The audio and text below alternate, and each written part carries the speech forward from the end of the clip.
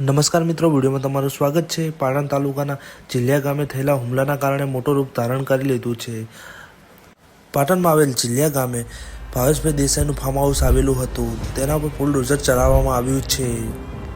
ભાવેશ દેસાઈના અનેક એવા કિસ્સાઓ સામે આવ્યા છે જેથી ગુનાહિત સાબિત થયા છે। ગુનાઓમાં તેમનો જૂનો ઇતિહાસ નીકળ્યો છે, તેથી બુલડોઝર ચડાવવામાં આવ્યું છે તેમના ફાર્મ હાઉસ પર। તેઓના ઉપર વ્યાજખોરીના કેસો પણ આવેલા છે અને મારપીટના કેસો। સામેવાળા પક્ષના દબાવના કારણે પોલીસે એક નવું પગલું ભર્યું છે। ભાર્ગવ ચીલિયા અને ભાવેશ ચીલિયાનું ફાર્મ હાઉસ સ્ટેટ ઓફ રામાધણી ડિમોનેટાઇઝ કરવામાં આવ્યું છે। જાણવામાં આવી રહ્યું છે કે ભાવેશ ચીલિયાનું ફાર્મ હાઉસ ગેરકાયદેસર બનાવવામાં આવ્યું હતું।